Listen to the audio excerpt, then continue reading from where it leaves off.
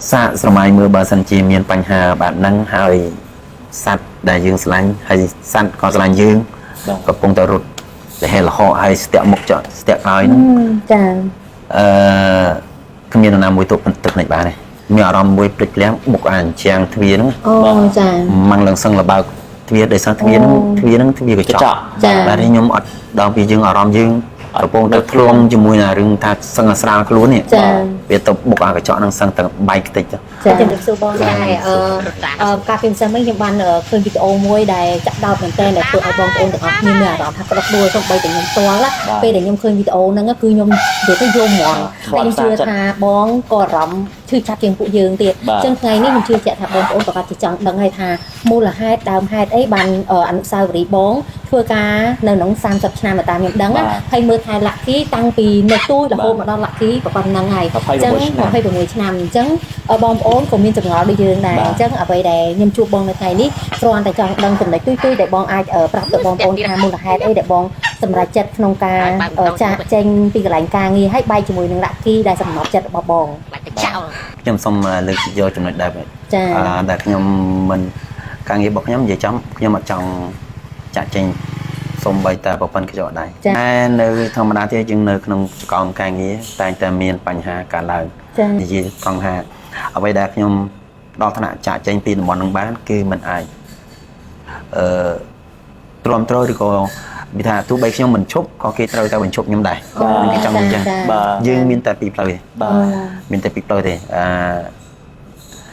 គេបញ្ឈប់ហើយនឹងយើងសុំឈប់ខ្លួនឯងបាទអាចឈប់សុំឈប់ដោយខ្លួនឯងក៏ដោយសារតែ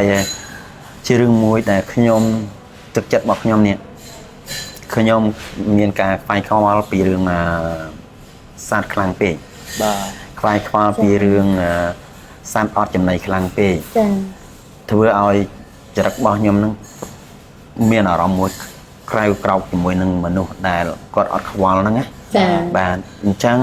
ដល់ពេលមានបញ្ហានេះកើតឡើងបានធ្វើឲ្យខាងរដ្ឋបាលរដ្ឋបាលមិនមែនរដ្ឋបាលខាងសួនទេគឺរដ្ឋបាលរបស់អង្គការគាត់គិតថាមិនអាចធ្វើការជាមួយគ្នាបានបាទអញ្ចឹងខ្ញុំនិយាយចំដូចខ្ញុំពាក្យថាអញ្ចឹងគឺគេមិនអាចចង់និយាយថាសុំឈប់និងគេបញ្ឈប់បាទអញ្ចឹងខ្ញុំដោយសារការយោគយល់ខ្ញុំធ្វើការជាមួយនឹងសន្តិយុដែរអញ្ចឹងគេឲ្យខ្ញុំសុំឈប់តាមស្រួលអញ្ចឹងគឺនេះគឺគេឲ្យជំរឿសយើងគឺបែបហ្នឹងតែពេលដែលបងទទួលបានអារម្មណ៍បែបហ្នឹងតើបងយល់យ៉ាងម៉េចដែរដែលបងធ្លាប់ថាយើងតស៊ូជាមួយការងារហ្នឹងនឹងក្តីស្រឡាញ់មួយហ្នឹងរយៈពេលអស់30ឆ្នាំនិយាយចំទៅសឹងតែដើរចេញពីក្នុងបន្ទប់ប្រជុំកន្លែងប្រជុំនឹងសឹងថាដើរទៅដោយស្រាលខ្លួនបំផុតហ្មងដល់ពេលដែលខ្ញុំចេញទៅខ្ញុំបានធម្មតាខ្ញុំមានអារម្មណ៍មួយព្រិចភ្លាំងបុកអានជាងទ្វារហ្នឹងអូចាម៉ាំងលឹងសឹងលបើកទ្វារដោយសារទ្វារហ្នឹងទ្វារកញ្ចក់តែខ្ញុំអត់ដល់ពីយើងអារម្មណ៍យើងកំពុងទៅធ្លងជាមួយនឹងរឿងថាសឹងស្រាលខ្លួននេះវាទៅបុកអាកញ្ចក់ហ្នឹងសឹងតែបែកខ្ទេចចាខាងខ្មែរយើងគាត់ឃើញអញ្ចឹងគាត់ព្យាយាមមកជួយទប់ជួយអញ្ចឹងក៏ប៉ុន្តែគាត់ថាអានេះជាអារម្មណ៍ដែលខ្ញុំមានអារម្មណ៍តាំងពីចាប់ដើមគេនិយាយចឹងមកបាទរហូតដល់ក្រោយមកទៀតហ្នឹងគឺខ្ញុំមានអារម្មណ៍មួយក្តុកក្តួលគ្រប់ពេលនៅពេលដែលខ្ញុំគិតថាថ្ងៃដល់ថ្ងៃអញជប់ទៅអញចឹងម៉េចចឹងម៉េចមានបញ្ហាចឹងម៉េចអញទៅធ្វើការអីទៅធ្វើណារយៈពេល30ឆ្នាំមិនធម្មតាទេណាហើយសំខាន់បំផុតគឺគាត់មានក្តីស្រឡាញ់ជាមួយនឹងលាក់គីខ្លាំងមែនតើអញ្ចឹងអ្វីដែលគាត់សម្រេចចិត្តចាក់ចេញគឺស្មើនឹងគាត់សម្រេចចិត្តចាក់ចេញពីលាក់គីបាទនៅក្នុងវីដេអូដែលគាត់បានឃើញហ្នឹងនិយាយចំទៅពេលហ្នឹងខ្ញុំធ្វើអារម្មណ៍មួយខ្ញុំអត់ចង់ឲ្យអ្នកផ្សេងទៀតដឹងអ្នកកន្លែងហ្នឹងគាត់ដឹងថាខ្ញុំនឹងទឹកភ្នែកចេញណាព្យាយាមទប់អារម្មណ៍ខ្លាំងចាធ្វើមិនឲ្យបានផុតពីកន្លែងហ្នឹងបញ្ចេញមកអស់សាកស្រមៃមើលបើសិនជាមានបញ្ហាបែបហ្នឹងហើយសត្វដែលយើងស្រឡាញ់ហើយសត្វក៏ស្រឡាញ់យើងកំពុងតែរត់តែហេលហោហើយស្ទាក់មុខចត់ស្ទាក់ក្រោយហ្នឹងចាគ្មាននរណាមួយទុកទឹកនេះបានទេពេលដែលបងជិះទៅចេញផុតពីលាក់គីតើអារម្មណ៍របស់បងគ្រប់ដួលបែបណានិយាយចំជុំម៉ូតូដើម្បីជុំម៉ូតូយំហ្មងយំឲ្យអស់ចិត្តសិនអូ miền cả mà chọn con chút tức này sân chăm đa từ một tiếng chăm chỉ to tiếng mua là hai ấy là khi đăng thập bong chặt chành nhưng cái tha aram sát hay aram mình mình khóc cái này còn mình thấy con tha sát mình chân gì nơi kia là nhưng mà môn nhưng sao mình nắng cái nhưng bạn tạo là kỳ hay là kỳ trong bà mau cho ta cầm chân tới hay thừa sập hiệp mũi hà tha tuân luôn đại ọt mi cầm ra lẹ cái nạ mũi thưa riêng biệp lẹ cái nạ bao nhiêu chân pri thiệp mấy biệp thiệp ngột ngặt đôi đôi đăng muôn chân bạn đôi đăng muôn chân bà rong nó sau lại biệp mà trong mặt du lịch còn mình ta trong ta vì nơi sự ngầm nghiêm ở dừng ở đi ở vậy chân hay cái nhóm của bà pram biết thà nhưng ao biến ở thằng sau nhưng pram tham pi thằng ngày tiết ba lên ban nơi chừng buổi chẳng á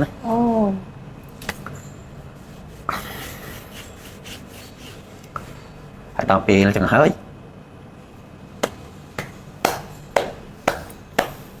nó có đuôi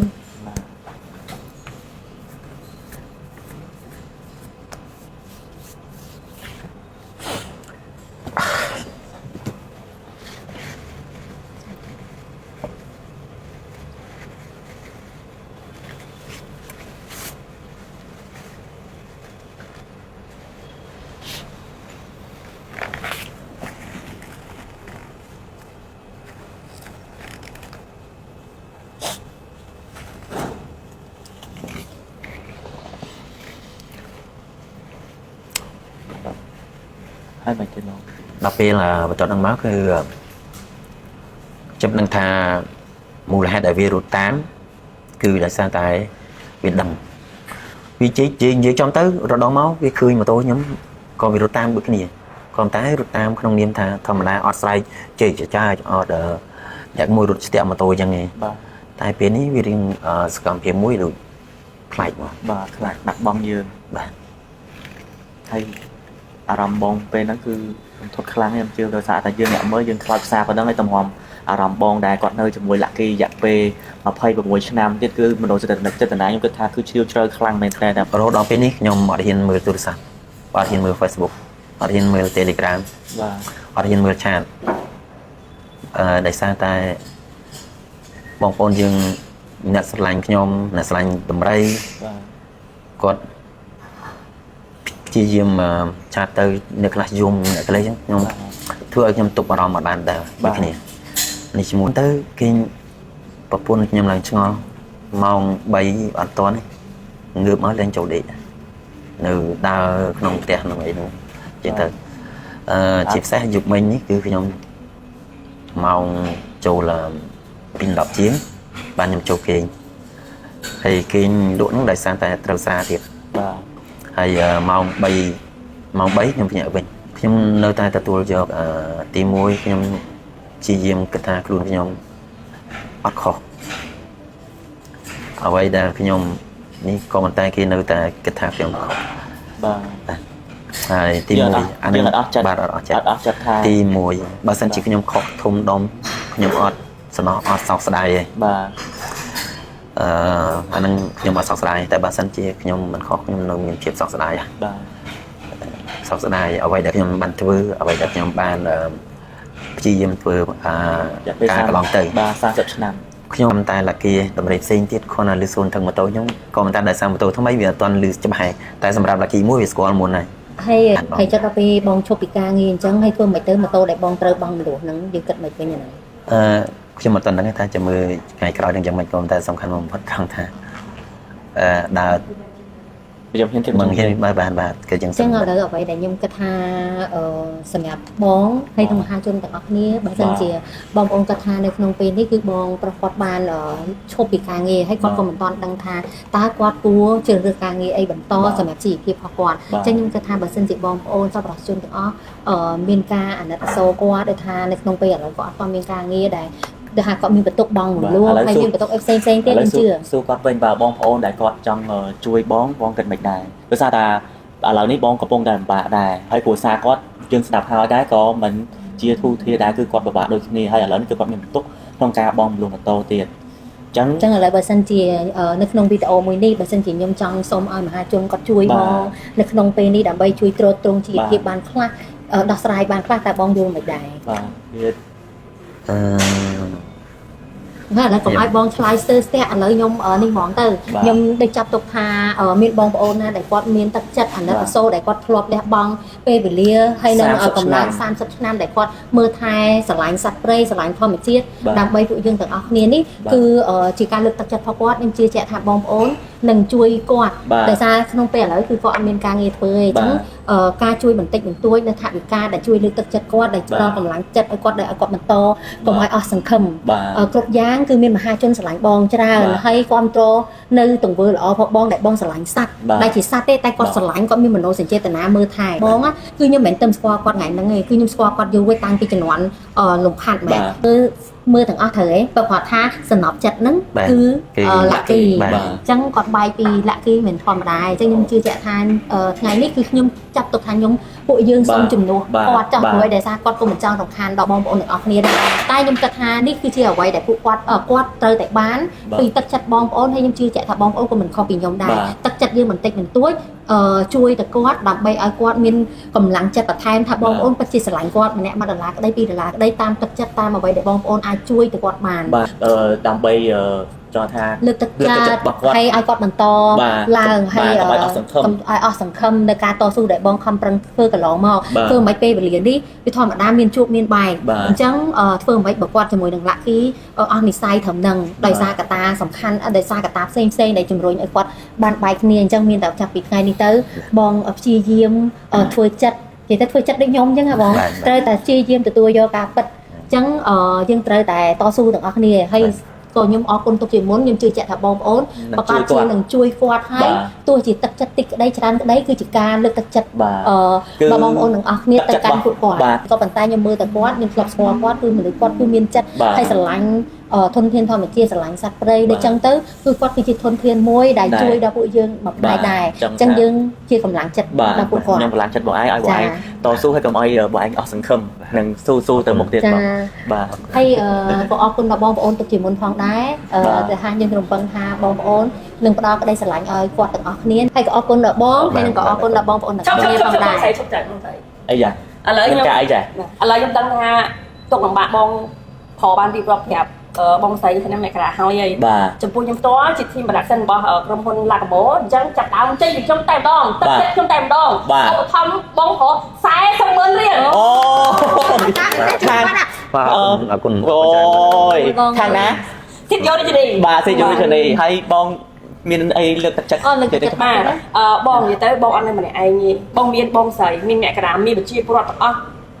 នៅគ្រប់គ្រងបងឯងទៀតនៅលើចិត្តបងដើម្បីឲ្យបងបន្តនៅអ្វីដែលជាខ្លួនបងល្អការពារធម្មជាតិនិងសត្វព្រៃបា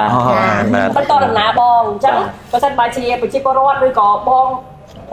បងណាដែលចង់មិនថាឆ្ងាយថាចិត្តទេបើថាឆ្ងាយបាច់អេក៏បានដែរប៉ុន្តែខ្ញុំជឿជាក់ថាបងប្អូននឹងមើលទៅតាមក្នុងបណ្ដាញសង្គមច្រើនអញ្ចឹងតាម ABA ទៅគឺលឿនបាទតាម ABA ទៅចូលដល់គាត់តែម្ដងខ្ញុំអរគុណទៅឲ្យបងប្អូនទាំងអស់គ្នាដើម្បីងាយស្រួល scan យកថវិកាមួយចំនួនដែលលើកទឹកចិត្តគាត់ហើយក៏បន្តក្នុងការរឹងមាំបន្ថែមបាទអញ្ចឹង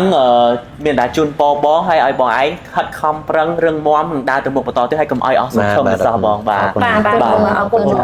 ណបាទឥឡូវនេះមេខ្ញុំគាត់ជូនសាប៊ូ10ខ្លួនឲ្យបង10ខ្លួនហើយសលេងជូនលោកនេះមេខ្ញុំផ្ដាំជូនដល់ប្រពន្ធបងអរគុណច្រើនបងបាទអរគុណបងប្អូនរបស់គ្នាម្ដងទៀតបាទបាទអរគុណច្រើនបាទតស៊ូចឹងសម្រាប់បងប្អូនដែលគាត់ចង់ឧបត្ថម្ភថវិកាទៅបងប្រុសបងប្អូនទាំងនេះអាចបាញ់ទៅឲ្យគាត់ផ្ទាល់តែម្ដងនេះគឺជាកុង FA របស់គាត់ណាបងប្អូនទាំងគ្នាខ្ញុំនឹងដាក់ខាងក្រោមនៅ comment របស់ខ្ញុំដូចជានៅក្នុងវីដេអូរបស់ខ្ញុំគឺបងប្អូននេះបាញ់មកគឺចូលដល់បងប្រុសតែម្ដងបាទអរគុណបងប្អូនទាំងគ្នារត់តាមហើយ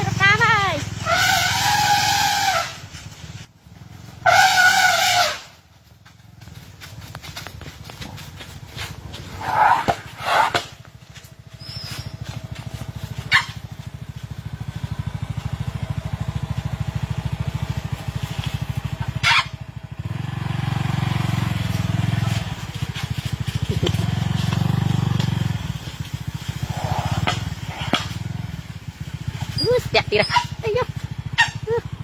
ហើយបើម៉ូតូទៅមុខឯងខ្លាចតែចោល